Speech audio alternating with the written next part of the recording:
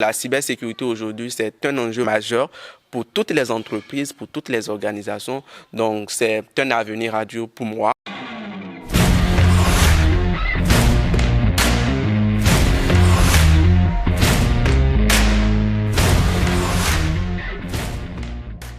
Mesdames et messieurs, bonjour et merci de nous rejoindre pour cet autre numéro de votre émission El Mediatek.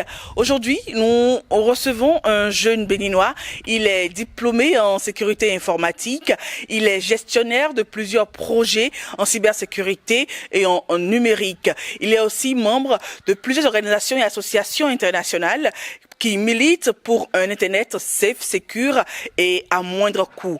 Nous parlons bien sûr de Monsieur Malik Alassane. Bonjour Monsieur Alassane. Oui, bonjour Madame la journaliste. Si vous devez nous faire votre portrait, que direz-vous? Ok, je dirais que je m'appelle Malik Alassane. Je suis analyste en sécurité informatique avec une grande passion pour la gestion des projets et la recherche. Au quotidien, je travaille principalement autour des noms de domaine, le développement web. Et j'ai développé un certain intérêt pour tout ce qui est mesure sur Internet.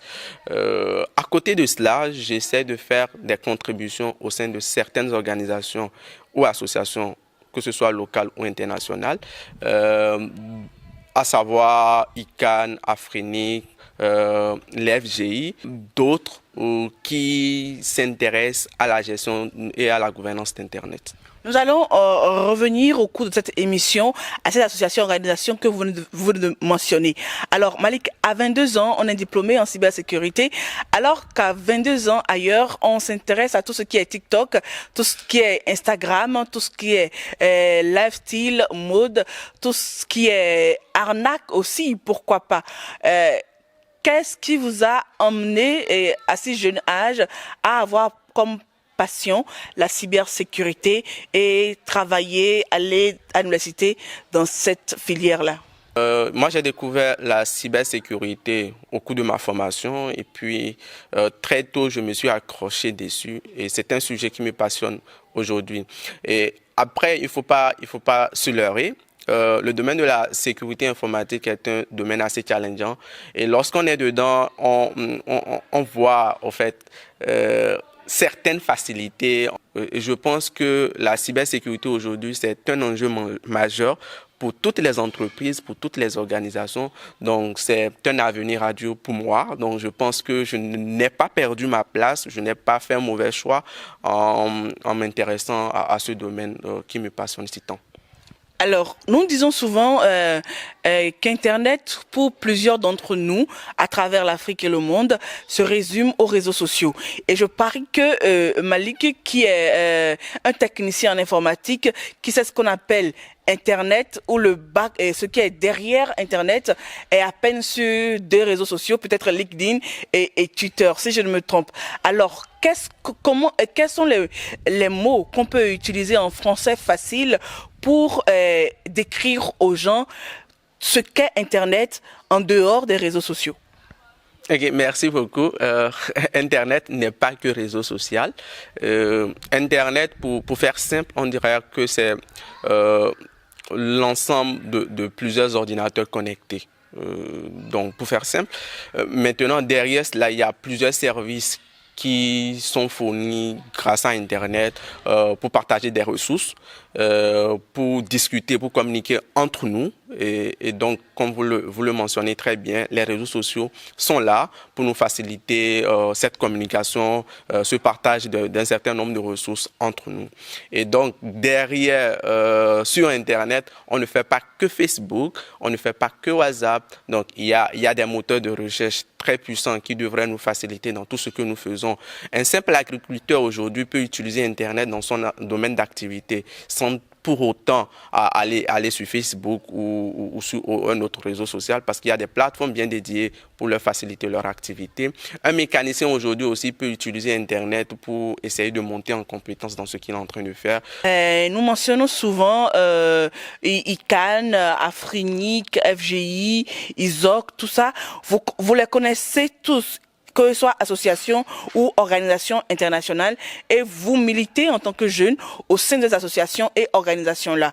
Quand on est jeune et qu'on sort du collège, qu'on vient d'avoir le bac et qu'on est à l'université, on nous conseille souvent de ne pas seulement nous cramponner aux études, d'être aussi volontaires dans des organisations qui puissent déjà nous former et nous donner déjà des expériences qu'on pourrait vendre ailleurs. Dites-nous, quel est votre rôle au sein de l'ICANN et des autres organisations? Ok, merci. Mon rôle... La question vous fait rire. Oui, effectivement. Oui, mon rôle au sein de l'ICANN, c'est, je dirais tout simplement, je suis un utilisateur d'Internet. Mon rôle, c'est parce que je suis un utilisateur d'Internet. Et ICANN, pour ceux qui ne savent pas, c'est l'organisation mondiale qui s'occupe au fait de la gestion de certaines ressources critiques autour d'Internet dans le monde, que ce soit la gestion des adresses IP ou des noms de domaine. Donc, ils essaient de coordonner pour que cela puisse bien fonctionner et que cela puisse être bien géré.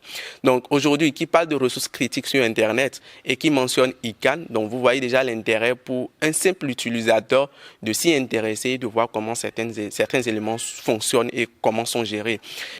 Comme ICANN ou comme ISOC et le FGI aussi, ce sont des organisations internationales.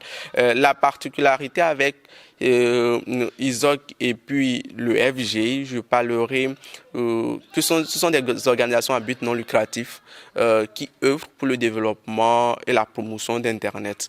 De façon particulière, quand je prends ISOC, donc Internet Society, qui aujourd'hui a plusieurs chapitres à travers le monde pour pouvoir faire entendre ou bien partager sa vision auprès des utilisateurs.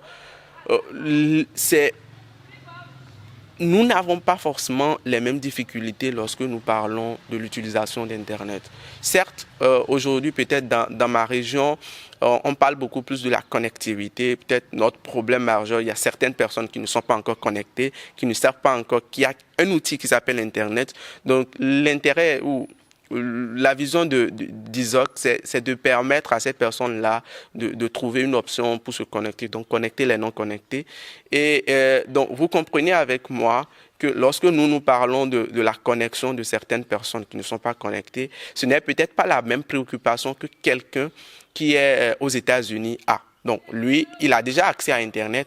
Donc, ses problèmes sont peut-être ailleurs. Peut-être dans l'utilisation, peut-être il y a des éléments qui ne sont peut-être pas... Dans la sécurité. Exactement, dans la sécurité. Donc, il se focalise beaucoup plus sur ces éléments parce qu'il a déjà la connexion. Le FGI qui rassemble toutes les parties prenantes autour de la gouvernance d'Internet, donc, offre au fait un canal de discussion où à tous les jeunes, à tous les utilisateurs d'Internet, que vous l'utilisiez pour faire du business, que vous l'utilisez pour vous divertir, que vous l'utilisez comme votre travail au quotidien. Donc, à travers ce forum, on a la chance d'aborder un certain nombre de thématiques très pressantes aujourd'hui pour tout le monde. Et le FGI, donc en tant que jeune, je pense que ISOC et d'autres organisations offrent des bourses pour permettre à ces jeunes-là de participer à ce forum international autour de la gouvernance d'Internet. Et au Bénin, je n'oublierai, il y a plusieurs jeunes qui ont participé à ce forum, même pour l'édition de 2021. Au sein du chapitre Bénin d'Internet Society. Merci à vous, Monsieur Malik Alassane, pour toutes ces précisions sur ISOC, FGI, ICANN. On sait que vous faites plusieurs formations en virtuel et en présentiel pour parler de la cybersécurité, pour parler du numérique et pour sensibiliser des jeunes à intégrer ces organisations internationales et nationales et aussi ces associations-là qui militent pour le développement du numérique et de l'Internet en Afrique et dans le monde. Souvent, au cours de ces formations-là, qu'est-ce qui vous motive justement à aller donner ces formations-là? Merci beaucoup, Madame la journaliste. Moi, personnellement, ce qui me motive à ne ménager aucun effort pour tout ce qui est formation, c'est c'est très simple. En partageant, en partageant ce que l'on sait, on apprend plus.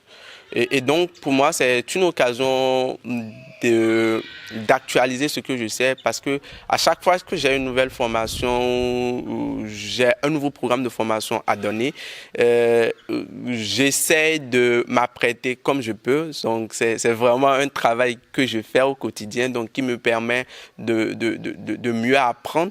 Et en discutant, en partageant cela avec l'audience, avec les participants, on apprend plus et ce n'est pas forcément des cours magistraux dont j'ai l'habitude de faire. Donc, c'est plutôt, tu partages sur une thématique et puis vous discutez avec les autres. Donc, ce qui permet, au fait, d'apprendre aussi des autres. Et donc, ça permet toujours d'aller plus en avant. Et ça, si aujourd'hui, moi, j'ai un élément qui me tient à cœur, que tout jeune qui souhaite aller de l'avant cherche de la compétence. Donc c'est en cherchant la compétence qu'on est capable de s'affirmer, qu'on est capable de faire les choses correctement et qu'on est capable aussi de prendre les bonnes décisions. Donc sans compétence, on ne peut rien en fait aujourd'hui. Monsieur Malik Alassane, on vous écoute et on a envie d'entrer dans votre peau. On vous demanderait, c'est vrai, votre implication et votre intérêt à être présent et actif au sein des organisations et associations nationales et internationales qui militent pour Internet et le numérique à travers le monde et à travers l'Afrique. C'est intéressant. Mais un jeune aujourd'hui qui a le bac, tout ce que l'on entend de sa bouche, que vais-je faire ou que dois-je faire pour gagner rapidement de l'argent, pour être riche, pour compter des millions, des dizaines de millions et m'offrir des Ferrari et de grosses chaussures de marque. Alors dites-nous vous, votre présence permanente dans cette organisation et association nourrit-elle son homme? Oui, oui, effectivement. Je dirais sans hésiter oui, que cela permet de nourrir son homme. Tout dépend de la façon dont chacun le prend. Tout à l'heure, je pense que je parlais de la compétence lorsque je disais si on veut aller de l'avant, il faut chercher de la compétence. C'est un élément assez important parce qu'aujourd'hui, que vous contribuez dans ces différentes organisations, ils attendent forcément un résultat. Et à travers vos actions, vos différentes contributions, il y a des opportunités qui se présentent à vous et qui puissent vraiment vous faire changer un certain nombre d'éléments dans votre vie. Je donnerai des exemples. Lorsque vous avez la chance aujourd'hui de participer au Forum de la gouvernance sur Internet, qui par exemple, l'année passée s'est déroulé à Katowice, en Pologne, c'est vraiment une grande opportunité pour vous de rencontrer certaines personnes. Pour quelqu'un qui est très bon dans son domaine, et il a la chance de rencontrer des personnes avec qui il peut signer de nouveaux contrats, il peut il peut découvrir des projets qui l'intéressera, sur lesquels il aimerait travailler. Et derrière ce qu'un jeune comme moi gagne, ça dépend de ce que chacun met dans gagner. Essayez de faire des contributions pour changer le quotidien de certaines personnes. D'aucuns diront que c'est leur fierté. D'autres diront que gagner de l'argent, c'est ce qui les rendra fiers. Certes, on sait tous que l'argent peut permettre de faire un certain nombre de choses, mais l'argent, moi je parle plus du matériel. Le matériel n'est pas forcément ce qui motive tout le monde. Et lorsqu'on souhaite même faire des contributions dans ces organisations, l'argent ne devrait pas forcément être notre motivation première. Parce que si c'est cela, votre motivation première, je pense que vous n'irez pas forcément très loin en contribuant. Merci à vous, Monsieur Malik Alassane. Quand quelqu'un vous écoute et qu'il est intéressé à intégrer ces associations et organisations, quel est le chemin à prendre, la bonne méthode à utiliser? Vous avez bien envie de faire des contributions au niveau d'ISOC mondial, Internet Society. Mais n'oubliez pas qu'Internet Society a des chapitres dans plusieurs pays. Au Bénin, ici, par exemple, il y a le chapitre Bénin Internet Society qui existe. qui organise ou qui conduit pas mal d'activités. Donc, si vous souhaitez faire des contributions, c'est l'occasion pour vous de commencer par là. Commencez par vous investir, par participer aux différentes activités de ces organisations. Il y a le FGI Bénin aussi qui organise pas mal d'activités, que ce soit l'école sur la gouvernance d'Internet, que ce soit le forum sur la gouvernance d'Internet au niveau du Bénin. Donc, c'est également des activités auxquelles vous pourriez participer. Et à chaque fois que vous participez à ces activités, vous avez la chance de rencontrer des personnes, des aînés, des personnes qui contribuent même au niveau international. Et ces personnes sont accessibles à vous et sont prêtes à vous aider à aller de l'avant. Mesdames et messieurs, c'est tout pour ce numéro de El Mediatek qui a reçu pour vous Monsieur Malik Alassane, qui est un jeune béninois diplômé en cybersécurité.